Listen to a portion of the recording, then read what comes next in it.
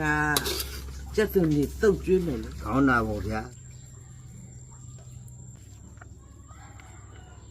ကျက်တနီတော်လေး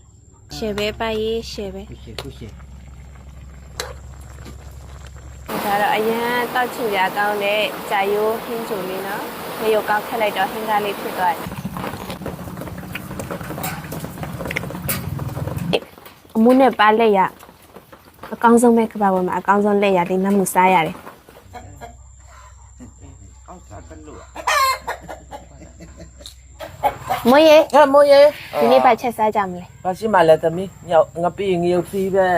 ရှိတယ်လေ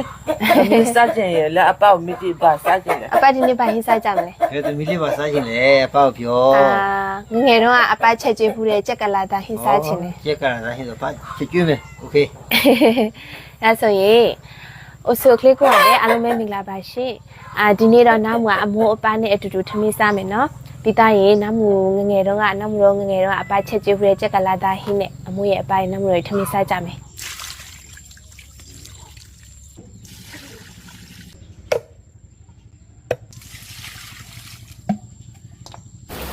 ကျက်တော့ခုပြီးကလာသားကျက်လူကြီးသူမလည်းပြောတာကတော့ကလာသားတွေရှောက်လဲပြန်လာချင်းမတော်ခါမတော်ထမင်းစားတော့ကျဲကိုခုတ်ထပြီးတော့ဒီလိုဒီမထောင်းအဘူးဒီလိုပဲကလာသားကျက်တစ်ပိုင်းဆက်ပြီးတော့ထဲတာပဲအဲ့ဒါကလာသားကျက်လို့ခေါ်တယ်တဲ့အဲ့ဒါကြောင့်မို့ဝီလက်ကျွန်တော်တို့လည်းကလာသားကျက်ဖြစ်အောင်လို့ဒီလိုဒီမထောင်းတော့ဘူးဒီလိုပဲကလာသားကျက်ထုံးစားအတိုင်းရတော့ဒီလိုပဲဒီဒီထောင်းပြီးချက်တာတော့အိမ်ချက်ပေါ့ဗျာအိမ်ချက်ပဲမဲ့လို့သူအေးဆေးချက်တာပေါ့ကလာသားတွေကထမင်းစားတော့ဒီလိုပဲ ညချက်ခိုးတယ် ညချက်ခိုးတာတော့မခိုးပါဘူးအိမ်ကချက်ပြန်လာကြပြချက်မေးမွေးရတဲ့ချက်လေးတွေစားရှင်တော့အလွယ်တကူလူလက်ပြီးတော့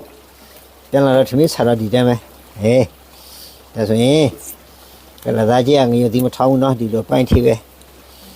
ကျက်သွနီဒီနေရာထည့်လိုက်ပြီရနော်ကဲရတာထဲဖို့သမီး ကြက်သားအရသာပို့ပေါ်လင်းသားခဏထက်ချက်လိုက်မယ်နော်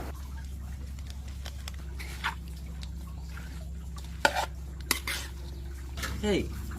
နေရာသမီးကိုကလာသားချက်ကျွေးရင်ငါကျက်သူနေတုတ်ကျွေးမယ်လေ ခေါင်းနာပေါ့ဗျာ ကြိုက်တယ်အမွေး